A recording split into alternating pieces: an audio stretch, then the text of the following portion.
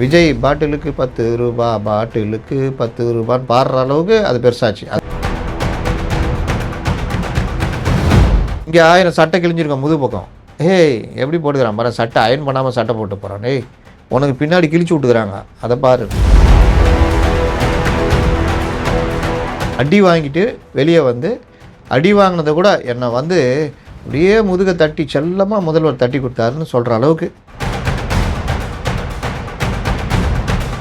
ஏமாந்து போய் red ஜெயிண்டில் book பண்ணி வருஷத்துக்கு 2 படம்ன்றதுக்காக கட்சி அடக வச்சதை வரலாறு பேசணுமா? 5 வருஷம் காத்திருந்தானா அவன்லாம் பைத்தியக்காரனா? கடைசியில் கட்சி என்னாச்சு? ஒருத்தன் கட்சியில் எதுக்கு கேட்குறான்? நீயும் உன் பிள்ளைய நல்லாக்கிறதுக்காக இருக்கிறான். கமல்ஹாசன் மட்டும் எம்பி சீட் கட்சா போதுமா?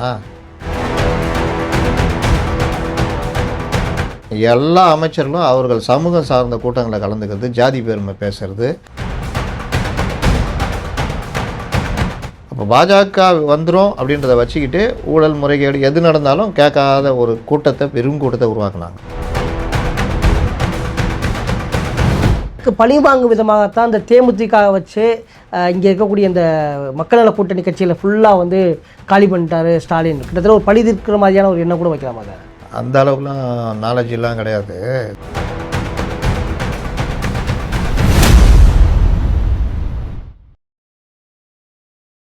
பைத பீப்பிள் நேயர்களுக்கு வணக்கம். நம்மிடையே மூத்த ஊடகவியலாளர் திரு முத்தலிஃப் இருக்கிறார், அவர்கிட்ட பேசலாம். வணக்கம் சார். வணக்கம் சார். ஒரு வழியாக திமுக அதிமுக 2 கட்சியிலுமே இந்த கூட்டணி தொகுதி பங்கீடுகளை முடிச்சிருக்காங்க. இதில் வந்து அதிமுக கூட்டணியில் எந்த ஒரு சலசலப்பும் இல்லை. ஆனால் திமுக கூட்டணியில் இப்போ வரைக்குமே அந்த சலசலப்பு, புகைச்சல்கள், சமூக ஊடகங்களில் மாறி மாறியான குற்றச்சாட்டுகள் வந்துக்கிட்டே இருக்குது. விசிகாவுக்கு கடந்த முறை கொடுத்த விட 2 இடம் அதிகமாக கொடுத்துருக்காங்க, 8 இடங்கள் கொடுத்துருக்காங்க. ஆனாலும் கூட இன்றைக்கி இப்போ புதுசாக வந்த தேமுதிகவுக்கு 10 இடம் கொடுக்கப்பட்டது வந்துட்டு எல்லோருக்குள்ள ஒரு புகைச்சலை ஏற்படுத்திக்கிட்டே இருக்குது. இதை எப்படி பார்க்குறீங்க சார்? அதாவது இவங்க சொன்னது அதிமுக பெரிய தகராறு நடக்குது, 80 தொகுதி கேட்குது பாஜக கொடுக்குது, இப்படியெல்லாம் உருட்டினாங்க. இன்னும் ஒரு படி மேலே போய் 80 தொகுதி பாஜக நின்றுக்கிட்டு எடப்பாடியை தூக்கிட்டு வேலுமணியை முதல்வர் வேட்பாளர் போட போகிறாங்க. இப்படிலாம் கூட இங்கே இருக்கிற பத்திரிகையாளர்லாம் பேச வச்சாங்க. இங்கே என்னென்ன சொன்னாங்களோ அதுவும், இவர்கள் எவ்வளோ ஒற்றுமையாக இருக்கிறோன்னு சொன்னாங்களோ அதுவும் இப்படி மாறிடுச்சு. அப்படி ஆப்போசிட்டாக மாறிடுச்சு. ஒரு பிரச்சனை அங்கே வரல. பாஜகவுக்கு 27 தொகுதி டெல்லியில் போய் பேசினா அது பண்ணாங்கன்னு ஒதுக்குனது இங்கே எம்ஜிஆர் மாளிகையில்.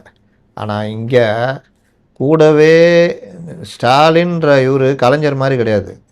அவருக்கு ஒரு அடையாளம் தேவைப்பட்டுச்சு.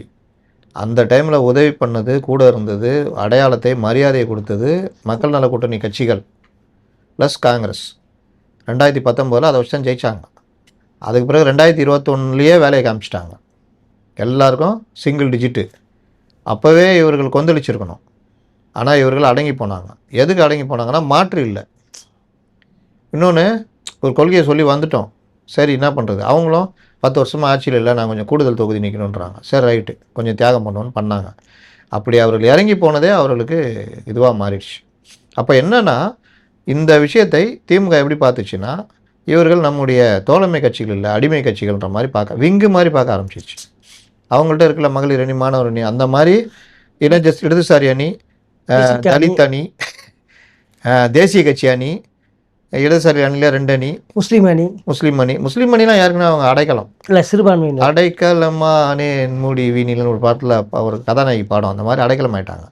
அப்போ இது எல்லாமே வந்து பண்ண ஆரம்பித்தாங்க. அப்போ என்ன பண்ணாங்கன்னா, அடுத்து நம்ம வரணும்னா என்ன பண்ணணும், என்ன ஸ்ட்ராட்டஜி? பாஜகவை பிரதானப்படுத்தணும், அதிமுகவை கண்டுக்காத மாதிரியே போகணும், அதிமுகவை எதிரியாக காமிக்கவே கூடாது. பாஜக வந்துடும், பாஜகன்னு இவங்களையும், டெல்லிக்கும் தமிழ்நாட்டுக்கு தேர்தல், இவங்களையும் அதே மாதிரி சொல்ல வச்சாங்க. பாஜக வந்துடும், ஜனங்கள்ட்டையும் அதே மாதிரி சொன்னாங்க. இப்படியே ஓடும் பொழுது இவர்கள் என்னென்ன முறைகேடுகள், ஊழல், பொதுமக்கள் இது, கனிம வள கொள்ளை, மணல் கொள்ளை, டாஸ்மாக் பிரச்சனை, சட்டம் ஒழுங்கு பிரச்சனை, கட்சிக்காரங்க அட்ராசிட்டி, லாக்அப் மரணங்கள், எது நடந்தாலும் பாஜக வந்துடும்.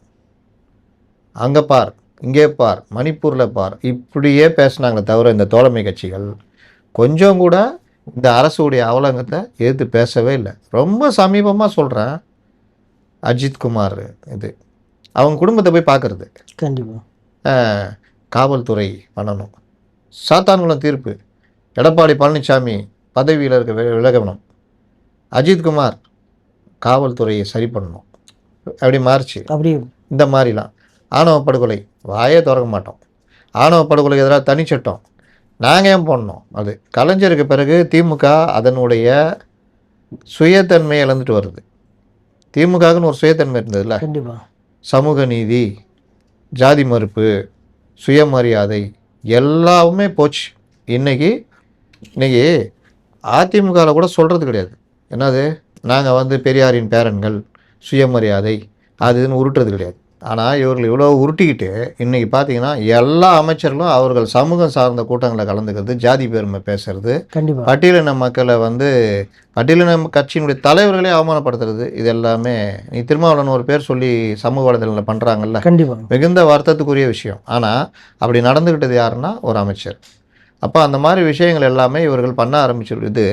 இவர்களும் இவர்களுடைய பலத்தை தெரியாமல் இவர்களுடைய மக்கள் நல கூட்டணியாகவே இவங்க அப்படியே ரன் ஆகிருக்கணும். அதையும் விட்டுட்டு இவங்க சொன்ன இழுத்து இழுப்புக்கெலாம் போக ஆரம்பித்தாங்க. திமுக என்னென்ன வேலை பண்ணுச்சு இந்த 5 வருஷத்தில் சாதனைன்னு பார்த்தா, பத்திரிகையாளர்களை வளைத்து போட்டது. அதை எப்படி வளைச்சி போடுவாங்க? இயற்கையாகவே பாஜகவை பிடிக்காதவன் இருப்பான், அவனை எல்லாத்தையும் திமுகவுடைய ஆதரவாளராக மாற்றினது. அப்போ பாஜக வந்துடும் அப்படின்றத வச்சுக்கிட்டு ஊழல் முறைகேடு எது நடந்தாலும் கேட்காத ஒரு கூட்டத்தை, பெரும் கூட்டத்தை உருவாக்குனாங்க. பத்திரிகையாளர், மூத்த பத்திரிகையாளர்லேருந்து இளைய பத்திரிகையாளர் வரைக்கும், சமூக ஆர்வலர்கள், ரிட்டையர்டு ஐஏஎஸ், ரிட்டையர்டு ஆலோசகர்கள், அரசியல் விமர்சகர்கள், இது எல்லாமே ஒரு கூட்டத்தை அப்படியே உருவாக்குனாங்க. அப்புறம் மெயின் ஸ்ட்ரீம் மீடியாக்கள் இதோடு சேர்ந்து இவர்கள் யார், கூட்டணி தோழமை கட்சிகள், அந்த கட்சிக்குள்ளே ஆளை பிடிக்கிறது. இப்போ விடுதலை சிறுத்தைகள்னா அதில் இருக்க எம்எல்ஏக்கள் பெரும்பாலும் முதலமைச்சரை பார்க்கறதுக்கு சண்டைலாம் வந்துச்சு தெரியுமா? அதுவும் வந்து யார் கட்சிக்கு அங்கே போய் நெருக்கமாக இருக்குதுன்றதெல்லாம் பிரச்சனை.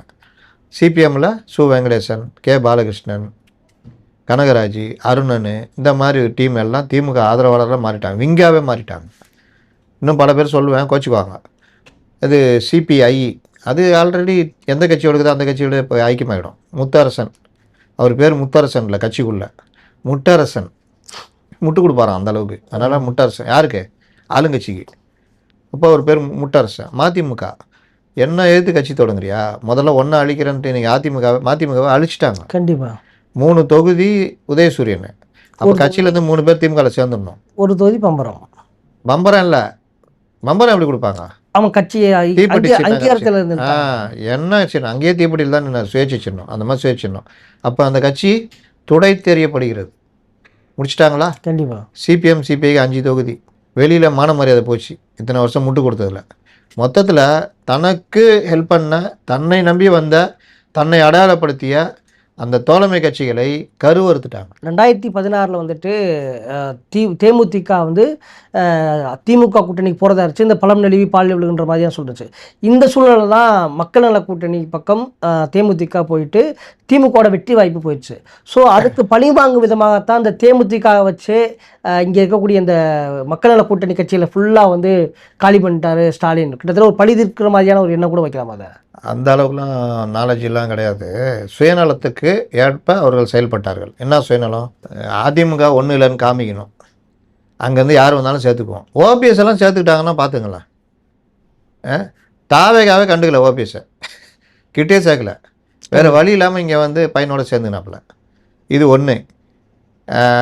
பிரேமலதா அவங்கள பார்த்து இவங்களாம் கற்றுக்கணும். யார்? விடுதலை சிறுத்தைகள்லேருந்து மக்கள் நல கூட்டணினா டிமாண்டை மெயின்டைன் பண்ணிட்டு இருந்தாங்களா? கண்டிப்பாக ஒன்றுமே கிடையாது, 0.43%. ஆனால் டிமாண்டை மெயின்டைன் பண்ணுறதுல பெரிய ஜமீன்தார் மாதிரி அவங்க மெயின்டைன் பண்ணாங்க. அதுக்கு இவர்கள் என்ன பார்த்தாங்கன்னா, அங்கே போகிறதோட இங்கே வந்த இன்னொன்று பாமக அங்கே விஜய் வாக்குகளை பிரிக்கிறார். கண்டிப்பாக இயற்கையாகவே திமுகவுக்கு அதிமுகவுக்கு அங்கே ஒரு பெரிய ஓட்டு இது உண்டு. இது எல்லாம் வச்சுக்கிட்டு என்ன பண்ணுறது? அப்போ வேறு வழி இல்லாமல் பிரேமலதா வந்தால் ஏதோ சமாளிக்கலான்னு இவங்க நினச்சாங்க. அதுக்கு இழுக்கிறாங்க. அந்த இழுக்கும் போது அவங்க டிமாண்ட் பண்ணி தான் உள்ளே வராங்க. தேமுதிக வந்து டிமாண்டு வச்சாங்கன்னு நீங்கள் சொல்கிறீங்க. ஆனால் டிமாண்ட் வச்சா அது சாதகமாக மாறுமா? இப்போ 2020 எலெக்ஷனில் வந்து அவங்களுக்கு ஒரு பாசிட்டிவான ரிசல்ட்டை கொடுக்குமா? அது பாமக தான் இதுக்கு உதாரணம். ஜெயிக்கிற கூட்டணி விட்டுட்டு பெரிய டிமாண்ட் பண்ணி எதிரில் போய் சேருவாங்க. 25 தொகுதி 30 தொகுதி ஒன்றும் இல்லாமல் போயிடுவாங்க. பார்த்துறீங்களா? கண்டிப்பாக சேம் அதே தான். அதில் இந்த தடவை பலமான அடி உள்ள போகுது திமுக கூட்டணிக்கு. இதில் இது 5 இருந்தான்னா 10 இருந்தான்னா ஏன்னா நான் சொல்கிறேன், தேமுதிக ஒன்று கூட ஜெயிக்காது, ஒரு தொகுதி கூட ஜெயிக்க மாட்டாங்க. அந்த அளவுக்கு அவங்களுக்கு பெரிய பிரச்சனை. பிரேமதாசன் நிற்கிற இடத்துல வேணால் செலவுகளோ பண்ணி ஏவாவில் ஜெயிக்க வைக்கிறேன்றாரு. அந்த மாதிரி ரிஷிவந்தியம் போய் கேட்குறாங்க. ரிஷிவந்தியம் திமுக சிட்டிங் தொகுதி, ஆம்பூரில் நிற்க சொல்கிறாங்க, அவங்க பிறந்த ஊரம் அங்கே. அப்போ ஆம்பூரில் இவ்வளோ நாளாக இருந்த திமுககாரனுக்கு கடுப்பாகுமா ஆவாது. கண்டிப்பாக. அப்போ அந்த மாதிரி பிரச்சனை, பல பிரச்சனை ஓடிட்டுருக்குது. அதனால் தேமுதிக இந்த தேர்தலில் இவர் ஸ்டாலினை வருத்தப்படுற அளவுக்கு தோல்வி வரும். அப்போ கூட்டணி கட்சிகள் இது பண்ணுவாங்க. என்னென்னா பிரேமலதா மாதிரி இவங்க பந்தா பண்ணியிருக்கணும், நாங்கள் தாவேகா கூட போகிறோம் மக்கள் நல கூட்டணின்னு. ஆனால் இவங்க மக்கள் நல கூட்டணின்னு சேர்ந்துக்கிட்டு யார் முதல்வர் நெஞ்சில் இடம் பிடிப்பதுன்னு தான் இவங்களுக்குள்ள போட்டியை. அதுக்கு இப்போ வேலையை காமிச்சிட்டாங்க. சார், இப்போ விசிகா மேலே குற்றச்சாட்டு வந்து பொதுவாக சமூக வலைதளங்களில் விசிகாவினே என்ன சொன்னாங்கன்னா, இந்த கூட்டணி 8 சீட்டு குறைவான சீட்டுன்ற மாதிரியான ஒரு இருக்குல்ல. ஆனால் இப்போ என்ன சொல்கிறாங்கன்னா, கூட்டணி ஒவ்வொரு தேர்தலுக்கும் கூட்டணி மாறி மாறி வந்தவங்களுடைய நிலைமை, தற்போதைய நிலைமைன்றது இப்போ வைகோவாக இருக்கட்டும், பாமகவாக இருக்கட்டும், அவங்களுடைய நிலைமை இப்படி இருக்குது. அதுபோல் இல்லாமல் ஒரு நீண்ட கால ஒரு செயல் திட்டமாக ஒரு படிப்படியான ஒரு வளர்ச்சியாக விசிகா இருக்குன்ற மாதிரியான ஒரு முன்வைக்கிறாங்களே. எங்கே இருக்குது விசிகா படிப்பு? ஆறு தொகுதி இப்போ 8 தொகுதி ஆயிருக்கு. அப்படின்ற ஒரு இது இருக்கு. ரெண்டாவது, ஒவ்வொரு தேர்தலுக்கும் கூட்டணி மாறாமல் ஒரு நிலையான ஒரு கொள்கையில் இருக்காங்கன்ற மாதிரி சொல்கிறாங்க. 2016 25 தொகுதி நின்னாங்க மக்கள் நல கூட்டணியில். அதுக்கு முன்னாடி 10 தொகுதிக்கு மேலே கூட்டணி கட்சிகளில் இருந்தாங்க. அப்புறம் என்ன 6 கொடுத்து சுருக்கிட்டாங்க. இப்போ 6லேருந்து தப்பி பொழைச்சி 8க்கு வராரு. இல்லை, 10 கொடுத்து கூட தோல்வி தள்ளிடுவாங்க. இப்போ 6ல் 4 ஜெயிச்சிருக்காங்க, இப்போ அடுத்து 8 வந்திருக்காங்கன்ற மாதிரி. 6-4 ஜெயிச்சது 10 கொடுத்து தோல்வி வருதெல்லாம் காரணம் அந்தந்த நேரத்து சூழ்நிலை, அரசியல் சூழ்நிலை, இவங்க எந்த கட்சியோட கூட்டணி, இந்த மாதிரி விஷயங்கள். அதனால் நீங்கள் இடதுசாரிகள் எடுத்துங்க, 21 தொகுதி வாங்கி 15 தொகுதி ஜெயிச்சிருக்காங்க. கண்டிப்பாக 15 வாங்கி 12, 13 ஜெயிச்சிருக்காங்க. அதெல்லாம் வந்து சூழ்நிலை, அரசியல் அலை. இதெல்லாம் இதை வச்சுக்கிட்டுலாம் நீங்கள் 6 வாங்கிட்டு 2 தான் ஜெயிச்சிங்க, உங்களுக்கு இந்த தடவை இவ்வளோ தான் அப்படின்றதெல்லாம் பைத்தியகாரத்தனமான சிந்தனை. இடதுசாரிகள் கூட இருக்கிறதுன்றது மரியாதை. நீ மதசார்பற்ற பாஜகன்னு பேசுகிறீங்கன்னா இவங்க கூட இருந்தால் தான் மக்கள் நினைப்பாங்க. கண்டிப்பாக சிறுபான்மையும் கூட இருப்பாங்க. இன்றைக்கி அவங்கள நோக்கடிச்சிட்டு இவ்வளோ பண்ணுறது எல்லாரும் மக்கள் பார்த்துட்டு தான் இருக்காங்க. இவர்கள் மரியாதை இழந்து போனதையும் பார்த்துக்கிட்டு இருக்கிறாங்க. இவர்கள் மரியாதை இழந்துட்டு ஏதாவது உருட்டுறதுக்காக பாஜக உள்ளே வந்துடும் சொல்கிறதுலாம் இன்றைக்கி கேலி பொருளாக மாறி போய்கிட்டு இருக்கு. மக்கள் பாஜகவை முன்னிறுத்தும் அரசியல் இன்றைக்கி கேலி பொருளாக மாறிக்கிட்டு இருக்கு. மக்கள் இதெல்லாம் ஏற்றுக்குவாங்களா? ஏற்றுக்க மாட்டாங்க. மக்கள் வந்து இவர்களை எப்படி 2019 மரியாதையை பார்த்தாங்கன்னா, இவங்க வந்து தப்புனா தட்டி கேட்பாங்க, மக்கள் பிரச்சனை ஒன்றுங்க நிற்பாங்க, ஒன்றா நிற்பாங்க. கொடுக்கப்பட்ட மக்கள் பிரச்சனைனா திருமாலாம் அப்படி இறங்கி பண்ணுவார் அப்படின்னு பார்த்தாங்க. ஆனால் அந்த மாதிரி வந்தப்போல்லாம் திருமாவளவன் கைவிட்டு போனார். நீங்கள் தூய்மை பணியாளர் போராட்டம் தான் அதுக்கு மிகச்சிறந்த உதாரணம். இல்லை, அவங்க அழுத்தம் கொடுத்தாரு, முதல்வர் சந்திச்செல்லாம் வந்து கோரிக்கை வச்சார். அவருடைய அதன் அடிப்படையில் தானே இது நடந்திருக்கு. அதுக்கப்புறம் அதுக்கு 160 நாள் போராட்டம் நடத்தினாங்க. இல்லை, சேகர்பாபு அவர்கள் அந்த போராட்டம் முடித்து வைக்கும் பொழுது திருமாவளவனுடைய முயற்சிகள் காரணமாகத்தான் இது நடந்திருக்குன்னு சொன்னார் அவர். அப்படி தாங்க சொல்லுவாங்க. இப்போ ஏன் 160 நாள் போராட்டம் நடந்ததுன்னு கேட்குறேன். 13 நாள்லேயே முடித்து நடந்திருக்கணும்ல. கண்டிப்பாக. ஏன் 160 நாள் போச்சு? சேர்லையும் சகதிலையும் அதில் இதுலேயும் பண்ணாங்க. திருமாவளவன்லாம் வச்சு முடிக்கல. அவர்கள் அந்த தொழிற்சங்கம் பாரதின்னு ஒருத்தர் இருக்கார்ல, அவரை வச்சு முடித்தாங்க. இப்போ அதுலேயே பல பிரச்சனைகள் ஓடிக்கிட்டு இருக்குது. அவருமே திமுக கூட்டணி ஆதரவு தெரிவிச்சிருக்காங்க. வேற அவரை கையில் எடுத்துட்டாங்க. அதுதான் திமுக. அதனால் அது இன்னும் பல தகவல் நமக்கு வருதுன்னு வச்சுக்கோங்க. அப்போது நீங்கள் தொழிற்சங்கம்லாம் ஸ்ட்ராங்காக இருக்கிற தொழிற்சங்கத்தை தான் அந்த மாதிரி உள்ளகளை விளையாட முடியாது. இந்த மாதிரி வரவங்கட்டெலாம் ஈஸியாக விளையாடிடுவாங்க.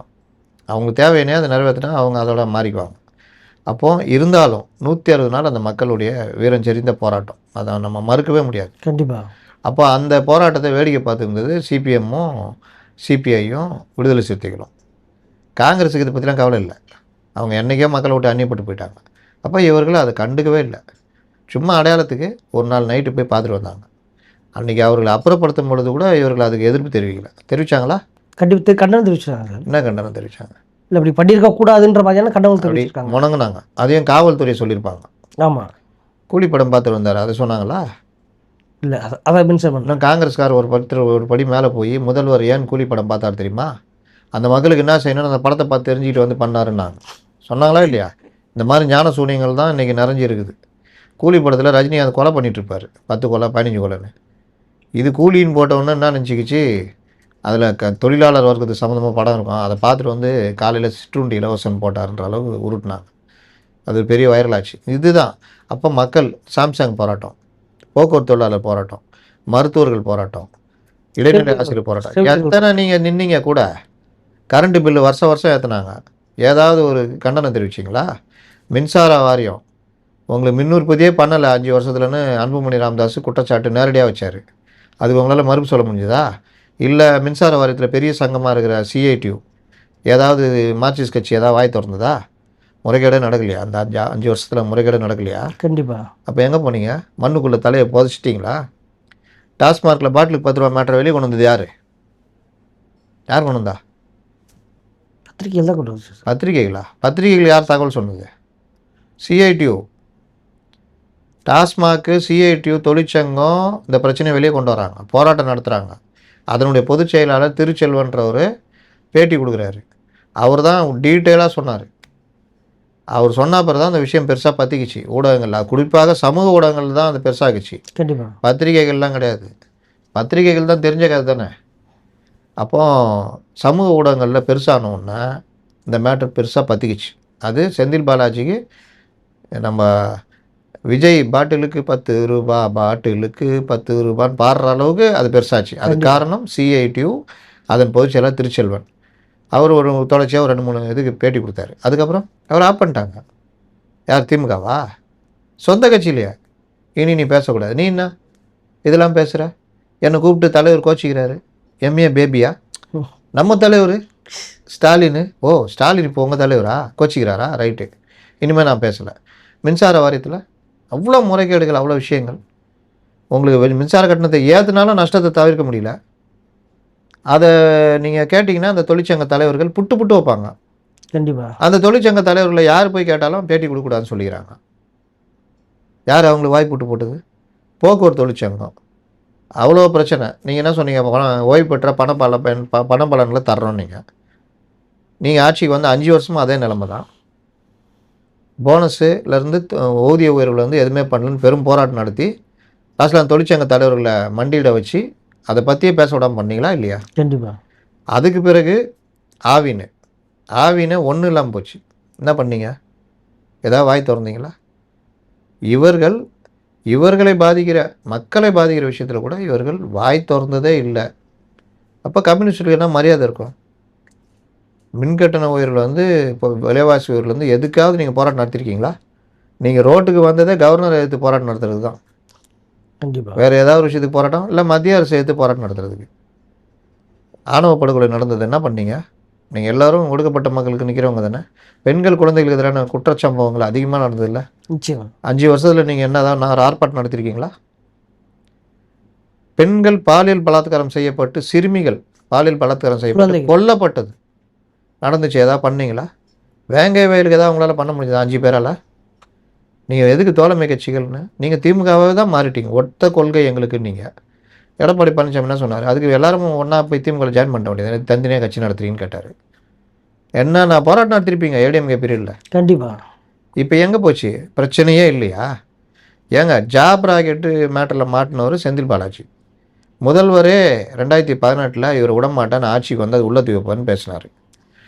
செந்தில் பாலாஜி தம்பியை பற்றி அவ்வளோ ஓப்பனாக பேசினார். கரூரில் போய் ஆட்சிக்கு வந்தோன்னா வாஷிங் மிஷினில் போட்டு எடுத்து செந்தில் பாலாஜி சுத்தமாக்கிட்டு இவரோட தியாகி யாரும் கிடையாதுன்னு சொன்னீங்க. அவர் சொல்லிட்டுங்க, நீங்கள் எங்கே இது பண்ணீங்க? செந்தில் பாலாஜி மேலே உள்ள வழக்கு அவர் கோர்ட்டில் ஸ்டே வாங்கி கடைசியில் கோர்ட்டு இது வழக்கு பதிவு செய்யணும்னு உத்தரவிட்ட பிறகு கோர்ட்டு நடைமுறையில் இடி ரைடு வருது. அதுக்கு நீங்கள் என்ன பண்ணீங்க? ரைடில் இவர் ஒத்துழைக்கல, பிரச்சனை ஆச்சு, அரெஸ்ட் பண்ணுறாங்க. நீங்கள் என்ன பேசுனீங்க? புரோட்டோக்காலை மீறி முதல்வர்லேருந்து அமைச்சர்கள் வரைக்கும் முறை செய்வாங்கள்ல, இந்த வயசுக்கு வந்தால் முறை பண்ணுவாங்களே, அந்த மாதிரி காலையில் இருந்து போய் பார்த்தீங்களே, இது எப்படிங்க சரியாக இருக்குன்னு யாராவது கேட்டிங்களா? ஈடியை வச்சு மத்திய அரசு பணிய வைக்கிறதுன்னு நீங்கள் மிரட்டுன்னு சொன்னீங்க. டாஸ்மாகில் என்னென்ன பிரச்சனை இருக்குன்னு திருச்செல்வனுக்கு தெரியும், ஊருக்கே தெரியும். FL2 பாரு திறந்து வச்சு குடிமகன்களை மேலும் குடிக்க வைக்கிற வேலையை பண்ணீங்க. அப்போது ஒரு தலைமுறையே போச்சுன்ட்டார். யார் சொன்னால்? வைகோ. ஒரு தலைமுறை, இளம் தலைமுறையே ஸ்கூல் பசங்க படிக்கிறாங்க, கஞ்சா சாக்லேட்டு ஸ்கூல் வாசலே கிடைக்குதுன்னு வைகோ குற்றம் சாட்டினார். அந்த தைரியம் கூட உங்கள் யாருக்குமே இல்லையே. மது விலக்கு மாநாடு, மது ஒழிப்பு மாநாடுன்னு ஆரம்பிச்சுட்டு அந்த மாநாட்டை அகில உலக மது ஒழிப்பு மாநாடாக மாற்றினாங்க திமுகவுக்கு பயந்து. ட்ரம்ப்பு புட்டின்னு யாரும் குடிக்கக்கூடாதுன்ற அளவுக்கு தீர்மானம் போடாத குறை நடந்ததா இல்லையா? கண்டிப்பாக. நீங்கள் உங்களுடைய ஆசான், எல்லோருக்கும் ஆசான் அம்பேத்கருடைய புத்தக வெளியீட்டு விழா, நீங்கள் 2 கட்டுரை எழுதியிருக்கீங்க, ஒரு நிறுவனம் நடத்துது, அதுக்கு கெஸ்ட்டு விஜய், நீங்கள் வெளியிட போகிறீங்க. அதுக்கு உங்களை போகக்கூடாதுன்னு சொன்னோன்னே நீங்கள் யாருங்க சொல்கிறது? ஒரு கட்சியில் எப்படி செயல்படணும் எனக்கு தெரியும். என் கட்சி இது. நான் ஒரு கூட்டம் அட்டன் பண்ணுறதுனாலேயே நான் வந்து விஜய் கூட நெருக்கமாக நினச்சிங்கன்னா நீங்கள் முடிவெடுத்துக்குங்க. நான் அதை பற்றி ஒன்றும் முடிவு சொல்கிறதில்ல அப்படின்னு சொல்லக்கூடிய தைரியம் கூட இல்லாமல் ஒரு படி மேலே போய் இந்த கூட்டத்தில் கலந்து பெரும் சதி நடந்தது. அரசியல் மாற்றத்தை கொண்டு வரதுக்கு என்ன உருட்டினார் அவர். கண்டிப்பாக இவர்களுக்கு தெரிஞ்சதெல்லாம் இதுதான். அப்போ மதிப்பு இழந்து போய்கிட்டே இருந்தார் திரும்ப. ஒவ்வொரு விஷயத்துலையும் சாதியான படுகொலை தனிச்சட்டம். இவர் போய் முதல்வரை பார்க்குறாங்க, இவங்க எல்லாம் பார்த்துட்டு வெளியே வந்து பேட்டி கொடுக்குறாங்க, சாதியான படுகொலை எதிராக தனிச்சட்ட சம்பந்தம் முதல்வர்கிட்ட பேசணுன்னு. கொஞ்ச நேரத்தில் அவங்க சொல்கிறாங்க முதல்வர் உடம்பு சரியில்லைன்னு பார்க்க வந்தாங்க. பத்திரிகையாளர் ஊரை எல்லாரும் ஏமாத்துனீங்களா? உங்களே ஏமாற்றிக்கிட்டீங்க. எல்லா விஷயத்துலையும் உங்களுக்கு நல்ல வாய்ப்பு என்ன? தாவேகா, நாங்கள் தாவேகா கூட போகிறோம் அப்படின்னு மிரட்டியிருந்தால சும்மா காங்கிரஸ் மாதிரி காங்கிரஸ் உண்மையிலே முயற்சி எடுத்தாங்க. அது இவங்க பயந்து போய் தான் சோனியாவை பிடிச்சி ஆஃப் பண்ணது. இவங்க சும்மா பிரேமலதா மாதிரி சீன் போட்டிருந்தால பயந்துருப்பார், கேட்ட தொகுதி கொடுத்துருப்பார். அப்போ அவங்க அடையாளம்லாம் இழந்து போய் ஒன்றும் இல்லாமல் போயிட்டு கூடுதலாக இங்கே 1000 சட்டை கிழிஞ்சிருக்கோம் முது பக்கம். ஏய் எப்படி போட்டுக்கிறான் பாரு, சட்டை அயன் பண்ணாமல் சட்டை போட்டு போகிறான். ஏய் உனக்கு பின்னாடி கிழிச்சு விட்டுக்கிறாங்க, அதை பாரு. இல்லை, கமலஹாசனுடைய இந்த முடிவு எப்படி சார் பார்க்குறது? ஒரு தியாகம் பண்ணியிருக்கேன் நான், வெளியிலேருந்து ஆதரவு போட்டியிடல, நான் திமுக சின்னத்தில் நிற்க சொல்கிறாங்க, எனக்கு முடியாது, டாஸ்டேட் சின்ன தான் நிற்பேன், அதனால் வந்து இந்த எலெக்ஷனை வந்துட்டு நான் கூட்டணி கட்சிகளுக்காக தியாகம் பண்ணுறேன்னு போட்டிருக்காரு. அடிமைத்தனம், ஏமாளித்தனம், இந்த விஷயங்களை கூட இருக்கிறவங்களே கருவறுத்துது. யார் தன்னை நம்பணும்ல இது பண்ணாது. இதை வேறு வார்த்தைகளை போட்டு மறைக்கிறார். இதுக்கு முதல்வர் வரலாறு உங்களை பேசும். என்ன பேசும்? ஏமாந்து போய் ரெட் ஜெயிண்டில் புக் பண்ணி வருஷத்துக்கு 2 படம்ன்றதுக்காக கட்சி அடக வச்சதை வரலாறு பேசணுமா? 140 தொகுதி நின்னாங்க கண்டிப்பாக 2021. அவர் என்ன சொல்லியிருக்காரு? போய் 40 லட்சம் வாக்கு வாங்கியிருக்கோம் டார்ச்சில். இப்போ போய் உதயசூர் நிற்க சொல்கிறீங்களா எப்படின்னு? இப்போ நீ நிற்கவே இல்லையே, அப்போ எங்கே போவோம் 40 லட்சம் வாக்கு? இதுவும் ஒரு சுயமரியாதையான முடிவுன்னு கூட பார்க்கலாம். சுயமரியாதை ஏமாத்து கொத்தடிமைத்தனத்துக்கு பேர் சுயமரியாதை. இல்லை, எனக்கு நீ டார்ச் முடிந்தா எனக்கு டார்ச் கூட உதயசூர் நிற்க வெளியவா அப்படின்னு சொல்லிட்டு வெளியவா தேர்தலை புறக்கணிக்கிறேன்னு சொல்லு. எங்களை ஏமாத்திட்டாங்க.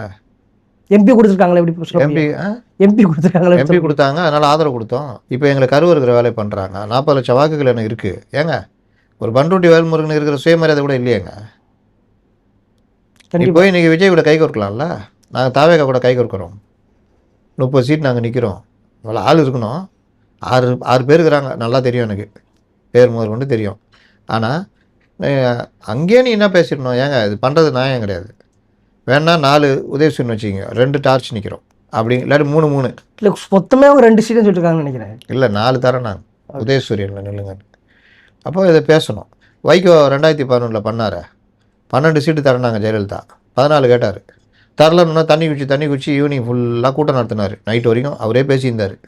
2 மணிக்கு மேலே என்ன முடிவு எடுத்தாருன்னா தேர்தல் புறக்கணிப்பு. 5 வருஷம் காத்திருந்தானா? அவன்லாம் பைத்தியக்காரனா? கடைசியில் கட்சி என்னாச்சு? ஒருத்தன் கட்சியில் எதுங்க இருக்கிறான்? நீயும் உன் பிள்ளைய நல்லாக்கிறதுக்காக இருக்கிறான்.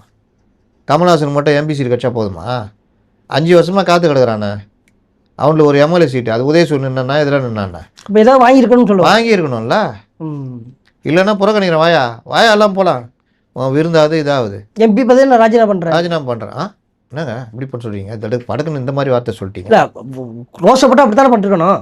என்ன நீங்கள் கமல் மாஸ்டர் மேலே ஏதோ உங்களுக்கு கோவம் இருக்குன்னு நினைக்கிறேன். இல்லை சார், உண்மையிலே ரோசப்பட்டா சார் பொதுவாக சொல்கிறேன், உண்மையிலே இப்படி சொல்லிட்டீங்களாங்க. ரோசப்பட்டா அப்படித்தானே. நான் வெளியே போகிறேன் போ அப்படின்ட்டு இவ்வளோ நாள் உனக்காக நான் அப்போ வாயிற்காப்பன் வேலை பார்த்ததுக்கு ஏதாவது சம்பளம் வேணும்ல, அதுக்கு நான் எம்பி பதவி எடுத்துகிட்டு போகிறேன் போ அப்படின்ட்டு பண்ணியிருந்தால் மரியாதை இருந்திருக்கும்.